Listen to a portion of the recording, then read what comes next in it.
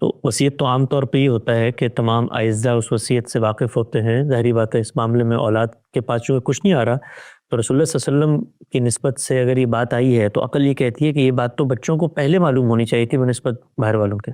سلامتی ہے ان آنکھوں پہ جو ہدایت پہ نظریں جمائے بیٹھی ہیں، ان کانوں پہ جو ذکر خیر کے منتظر رہتے ہیں، اور ان قدموں پہ جو ہدایت کی راہ پہ گامزن ہیں. اب جب میرے سامنے صحیح بخاری کی ایک روایت ہے، غامدی صاحب سے اس کا مفہوم اور مدعا ہم جانیں گے.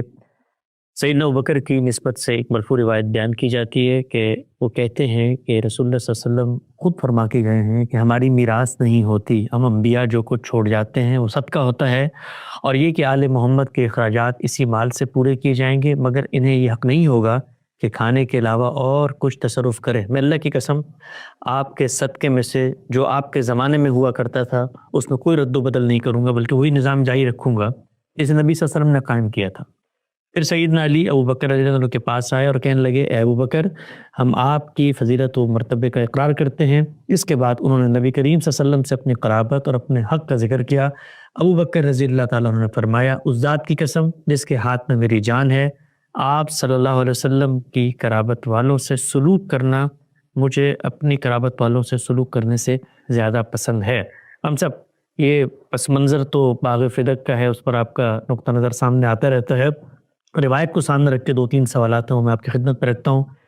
پہلی چیز یہ ہے کہ اگر دین اور شریعت نے وراثت کا کوئی قانون مقرر کیا ہے تو جس طرح ہم عام مسلمان اس کے پابند ہیں تو انبیاء کو بھی ہونا چاہیے. کیا قرآن مجید میں کوئی ایسا استثناء موجود ہے جس سے رسول اللہ صلی اللہ علیہ وسلم بطور نبی کے میراث لینے اور آگے تقسیم کرنے کا حق نہیں رکھتے؟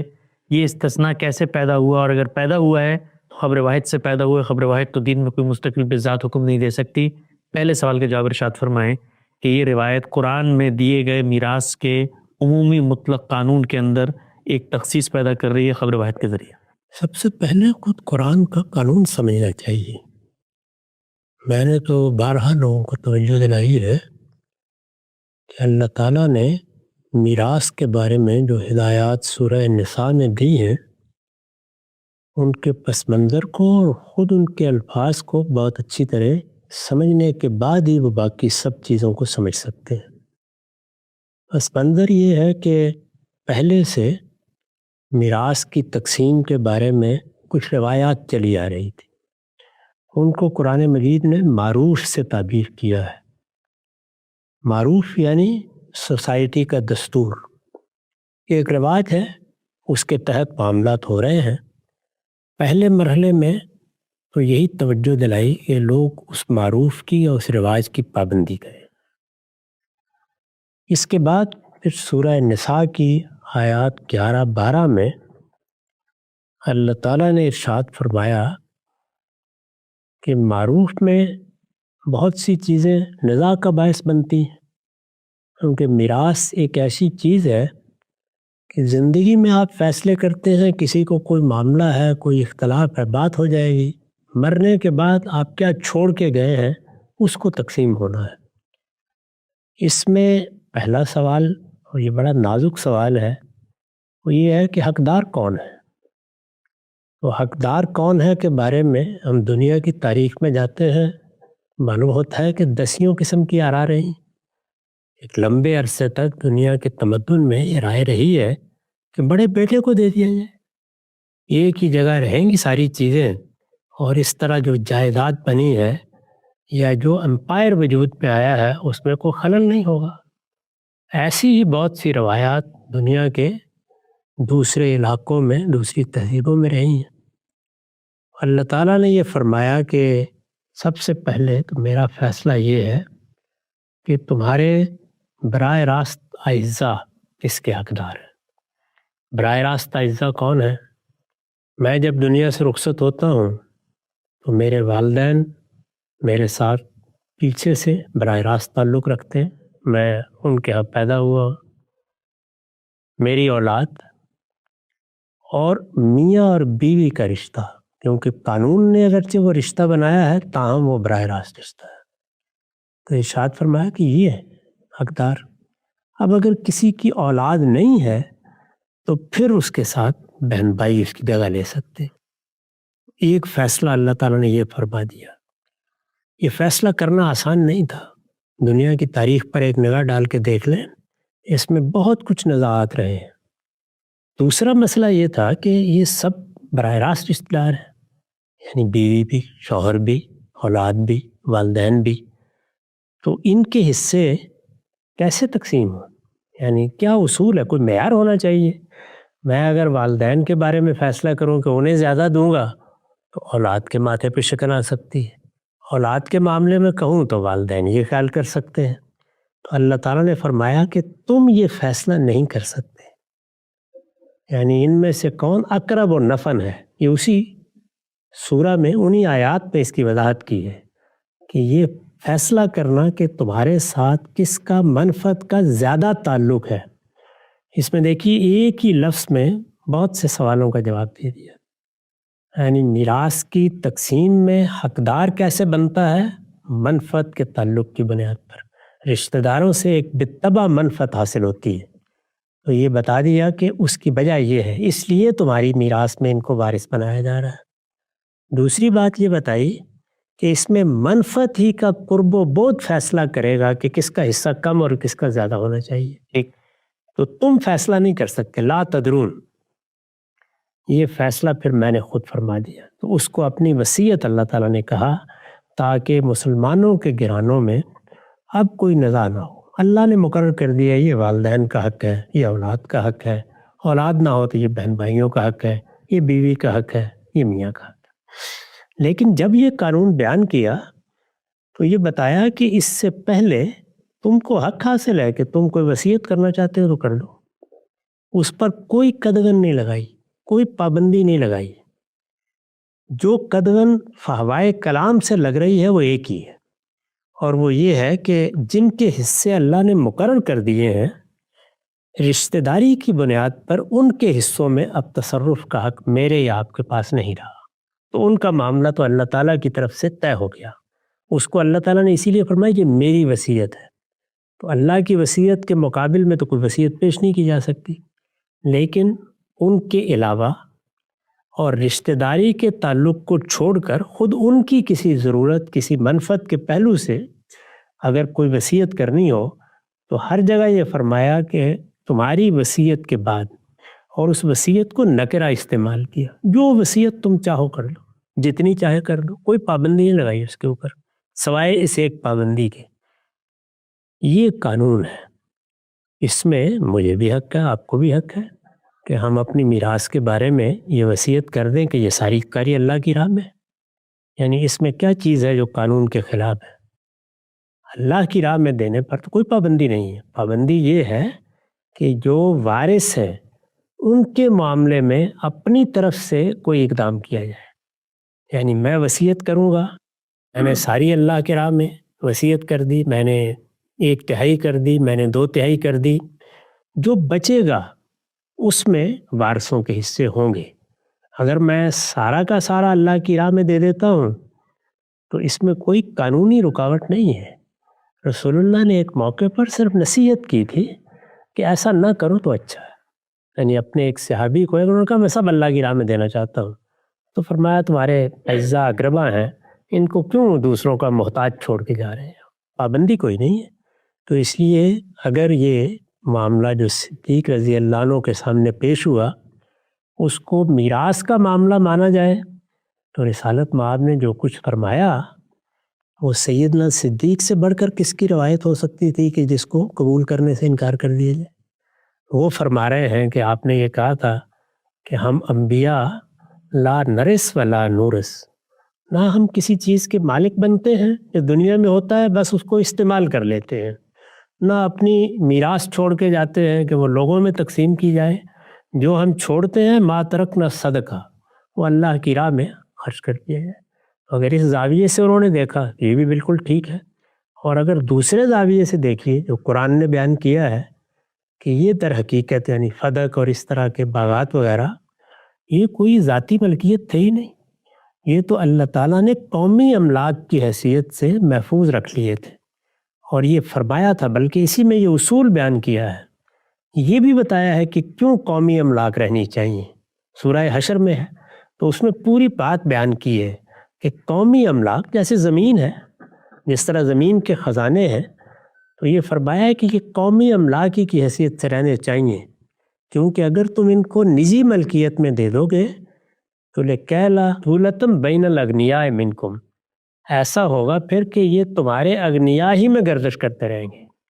یعنی نجی ملکیت میں دے دو گے تو تھوڑا عرصہ نہیں گزرے گا کہ چند ہاتھوں میں چلے جائیں گے اور انہی کے ہاتھوں میں جائیں گے جن کے لیے اللہ تعالیٰ نے غنی ہونے کے مواقع پیدا کر دیے ہوتے ہیں، کیونکہ دنیا میں اس کے کچھ قوانین اور اصول چل رہے ہیں، تو ان کو قومی املاک رکھا جائے.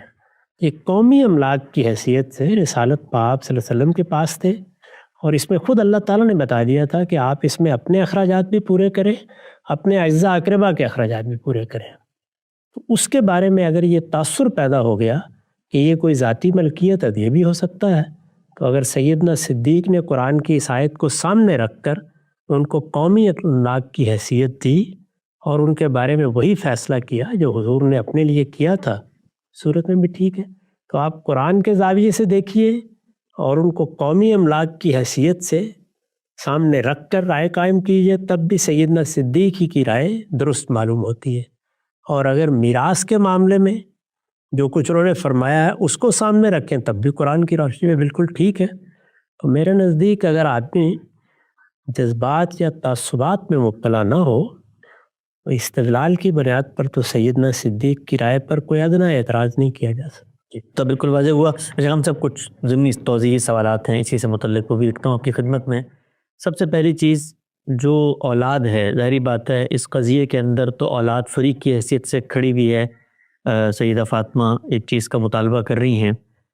پہلا سوال یہ ہے کہ جو رسالت پاک صلی اللہ علیہ وسلم نے وصیت کی تھی، اس وصیت سے خود اولاد کیسے ناواقف ہے، اور باہر سے ایک شخص جو ہے وہ کہہ رہا ہے کہ جی یہ ہمیں رسول اللہ کی وصیت ہے. تو وصیت تو عام طور پہ یہ ہوتا ہے کہ تمام اعزاء اس وصیت سے واقف ہوتے ہیں. ظاہری بات ہے اس معاملے میں اولاد کے پاس جو کچھ نہیں آ رہا، تو رسول اللہ صلی اللہ علیہ وسلم کی نسبت سے اگر یہ بات آئی ہے تو عقل یہ کہتی ہے کہ یہ بات تو بچوں کو پہلے معلوم ہونی چاہیے تھی بنسبت باہر والوں کے. یہ رسالت مآب صلی اللہ علیہ وسلم نے یہ بات کسی موقع پر مسجد میں، کسی خطبے میں، کسی موقع پر فرمائی ہوگی، وہ بسا اوقات ذہن میں نہیں رہتی. اس کی ایک بڑی نمایاں مثال سقیفہ بنی ساعدہ میں سامنے آئی. رسالت مآب نے یہ فیصلہ کر دیا تھا کہ دو جماعتیں ہیں، ایک انصار کی ہے، ایک قریش کی ہے. میرے بعد اقتدار قریش کو منتقل ہو جائے گا، لیکن انصار اس کو بھول بیٹھے ہیں. وہاں پر باقاعدہ مجلس منعقد ہوئی، تقریریں ہونا شروع ہو گئیں. سیدنا صدیق نے ہی یاد دلایا اور سعد بن عبادہ رضی اللہ عنہ کو مخاطب کر کے یاد دلایا کہ لقد علمت یا سعد، آپ کو معلوم ہے نا کہ حضور نے یہ فرمایا تھا.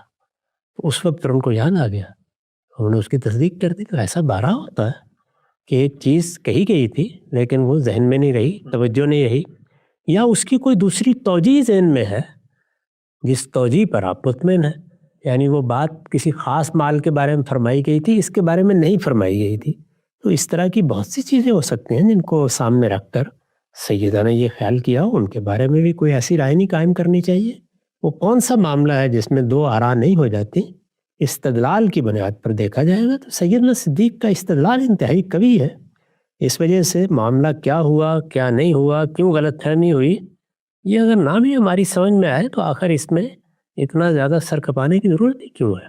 جو اصل معاملہ ہے وہ قرآن کی روشنی میں بالکل بات ہے. یہ بات سمجھ میں آتی ہے. ہم سب ہوتا ہے اکثر کہ کسی بزرگ کو، کسی بڑے کو، کسی ایک فریق کو بھی بات کہہ دی جاتی ہے کہ میرے بعد اس طرح معاملات کرنا. اولاد کے علم میں بہت ساری چیزیں ہیں جو مرنے کے بعد آتی ہیں.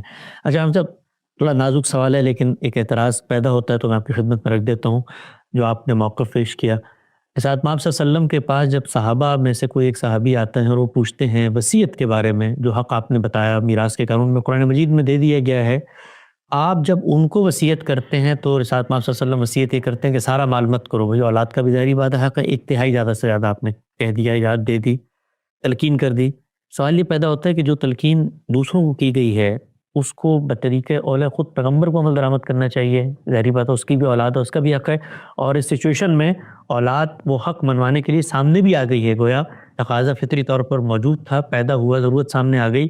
تو جو نصیحت دوسروں کو کی گئی پیغمبر کی جانب سے، آپ کے موقف کو اگر تسلیم کر لیں تو سوال پیدا ہوتا ہے کہ خود پیغمبر نے اس کا عمل کیوں نہیں کیا؟ سیدنا صدیق نے اس کی وضاحت کر دی ہے اور وہ یہ کہ جس طریقے سے رسول اللہ ان کی کفالت کرتے تھے، ان کا حصہ دیتے تھے، وہ فرماتے ہیں میں ایسے ہی دیتا رہوں گا، یہ قومی املاک ہے، رہیں گی، اس لیے محرومی کا تو وہ فیصلہ نہیں۔ رسول اللہ کو پتہ تھا مال فیض تو چل ہی رہا ہے کہ اسی لیے یہ تو ان کو معلوم تھا، رسول اللہ کو بھی معلوم تھا۔ سیدنا صدیق نے اس کی وضاحت کر دی کہ رسول اللہ جس طرح تمہاری کفالت کرتے تھے، جس طرح تمہیں اس میں سے کوئی مال دیتے تھے، جس کو بھی دیتے تھے، یعنی ظاہر ہے کہ آپ کی ازواج مطہرات بھی تھیں، کوئی میراث ہوتی تو اس میں ان کا حصہ بھی تھا۔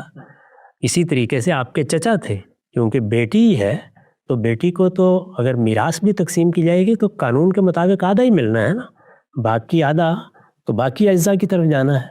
تو انہوں نے اس موقع پر جس طرح آپ نے روایت پڑھی ہے پوری وضاحت کر دی ہے کہ وہ حصے ایسے ہی ملتے رہیں گے، اور یہی ہوا، یعنی پوری کفالت ہوتی رہی، اسی طرح سے ملتے رہے، اور اس کے بعد بندوبست بھی ایک موقع کے اوپر انہی لوگوں کے سپرد کر دیا گیا تھا کہ آپ خود دیکھ لیا کریں ان معاملات کو۔ وہ اس پر اصرار کر رہے ہیں کہ یہ کسی کی ذاتی ملکیت نہیں ہے، یہ قومی املاک ہے، ان میں جس کے لیے رسول اللہ نے جو طریقہ طے کیا ہے میں اس کو ویسے ہی جاری رکھوں گا، لیکن یہ رہیں گی قومی املاک، یہ کسی کے ملکیت میں نہیں دی جا سکتی۔ یہ پوری بات انہوں نے بیان کر دی۔ بالکل واضح ہو گیا۔ اچھا ہم سب یہ جو غلط فہمی عام طور پہ پیدا کی جاتی ہے، ظاہری بات ہے اس کے پس منظر میں سیدنا ابوبکر کے بارے میں کچھ اور تصورات موجود ہیں، یہ جو بڑے کبار صحابہ ہیں، اور پورا کا پورا ہمارے ہاں جو مسئلہ امامت پیدا ہوا ہے اس میں سیدنا علی کے ساتھ صحابہ اکرام کے جو مد مقابل چیزیں کشمکش دکھائی جاتی ہے، اس پس منظر میں سچویشن کو سمجھیں تو بڑی قصہ کہانیاں لوگوں نے بنا لی کہ محرومی کی داستانیں، اور پھر ظلم، اور پھر جنازے میں شرکت، عدم شرکت، وہ تو وائزین کے قصے ہیں، بات سمجھ میں آتی ہے۔ لیکن یہ ایک چیز جو تھوڑا سا تردد پیدا کرتی ہے وہ یہ کہ پیغمبر کے گھر والے ہیں، اور پیغمبر کے گھر والے اگر کوئی مطالبہ لے کر آ جاتے ہیں اور ان کی غیر معمولی قربانیاں بھی ہیں، تو قومی املاک کے اندر تو بہت کچھ موجود ہے، اور باقی صحابہ کو بھی دیا جاتا ہے، ظاہری بات ہے فتوحات ہوئی ہیں، جو حصے ملتے تھے، کچھ تقسیم بھی ہوتے تھے۔ تو جس طرح کی ڈیلنگ کا طریقہ کار سامنے آتا ہے اس میں یہ کہ بالکل قانونی طرح کی ڈیلنگ ہوئی ہے کہ بھئی جو وہ چھوڑ کے گئے تھے اسی طریقے سے لے گا، ملکیت بھی ملے گی، یعنی کوئی احسان کا معاملہ پیغمبر کے گھر والوں کے ساتھ ایک غیر معمولی محبت، وہ کہتے ہیں کہ میں اپنے رشتہ داروں سے زیادہ کروں گا لیکن دوں گا صرف وہی جو طے کر کے گئے ہوئے، یعنی اتنی اراضی، اتنی فتوحات، اتنی ملکیتیں قومی خزانے میں موجود تھیں تو کچھ اور دینے میں کیا حرج تھا؟ دینے دلانے کا کیا سوال ہے؟ یہ باب فلک کے بارے میں بحث ہو رہی ہے، کیا وہاں کوئی اس طرح کا معاملہ تیرے پاس تھا؟ وظائف جس طرح سے باقی لوگوں کو ملتے تھے اسی طریقے سے رسول اللہ کے خاندان کو بھی ملتے تھے، یعنی وظائف تو بہت بڑی مقدار میں دیے جاتے رہے ہیں، یہ زیر بحث نہیں، تو وہ الگ سے چل رہے تھے، وہ تو الگ سے چل رہے تھے، یعنی یہ نہیں ہے کہ کوئی اور مطالبہ تھا جس کو انہوں نے پورا کرنے سے انکار کر دیا ہے، یا وظائف نہیں مل رہے تھے۔ اس میں نہ صرف یہ کہ وظائف ملتے تھے، ان کی آپ تفصیلات پڑھیں تو معلوم ہوتا ہے کہ سب سے زیادہ وہ خاندان رسالت ہی کو دیے جاتے تھے۔ اچھا، اسی طرح اکابر صحابہ، اسی طرح بدری صحابہ، سب کے لیے ان کی خدمات کے لحاظ سے وظائف مقرر کیے جاتے تھے۔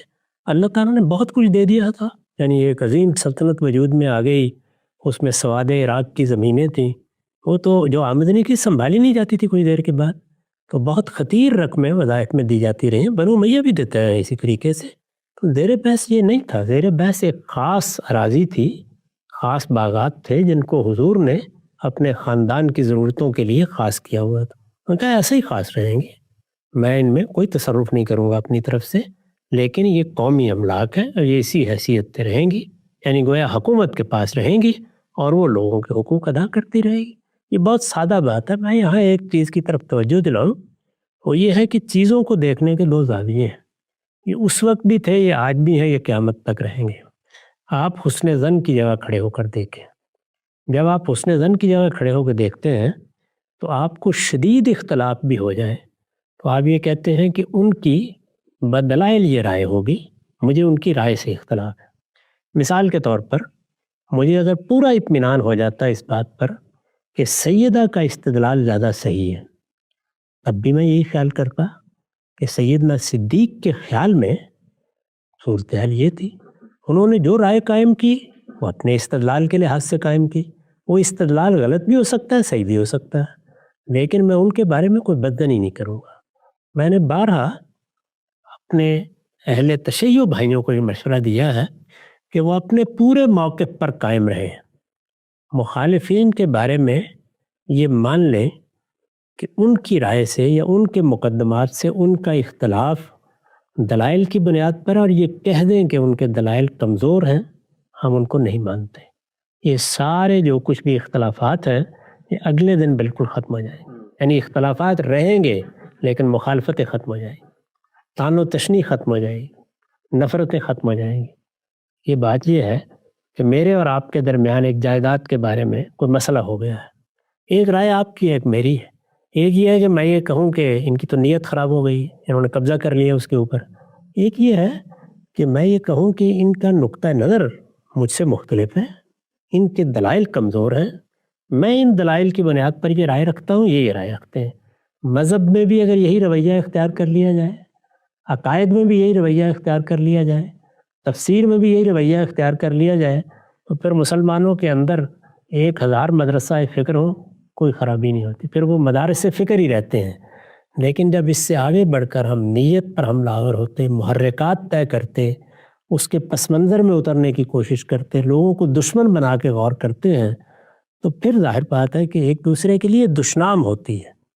پھر وہی آدمی جو اپنی طرف سے پوری صداقت کے ساتھ ایک معاملہ کر رہا ہوتا ہے، اس کے لیے غاصب سے کم لفظ ہمارے پاس نہیں ہوتا. تو اس میں کوئی حرج نہیں ہے کہ آپ اپنا استدلال قائم رکھیں. اگر آپ کے نزدیک ایک عقیدہ ہے، ایک نقطہ نظر ہے، وہ آپ اس کو درست سمجھ کے اختیار کیے رہیں. دوسرے کا یہ حق مان لیں کہ وہ نیک نیتی کے ساتھ آپ سے اختلاف کر رہا ہے. یہ دنیا میں جینے کا سلیقہ ہے. اختیار کر لیجئے، مسائل ختم ہو جائیں گے. آراء رہیں گی، اختلافات بھی رہیں گے، لیکن اختلافات کبھی انسانوں کے درمیان نفرت کی دیواریں نہیں بنائیں گے. نقطہ بالکل واضح ہو گیا. باغ فدق کے حوالے سے جو ایک روایت ہمارے یہاں بخاری میں آتی ہے انبیاء کی وراثت کے باب میں، اس کو ہم نے عامری صاحب سے جانا. اس موضوع پر ایک بہت تفصیلی آرٹیکل مولانا سید ابو العلا صاحب مودودی کا موجود ہے، اس کی آڈیو میں انشاءاللہ لنک ہم یہاں دے دیں گے ہمارے سینٹر کے، اس پہ بھی ہے پورا جو ذخیرہ تاریخ ہے. خود اس کے بعد سیدنا عمر نے اس معاملے کو کیسے دیکھا، کیسے حوالہ جات دیے، اور ریاست کا کیا معاملہ رہا آل رسول کے ساتھ، وہ سب کچھ وہاں پر انہوں نے جمع کر دیا. وقت ہمارا ختم ہوتا ہے، دوبارہ حاضر خدمت ہوں. جب تک آپ کو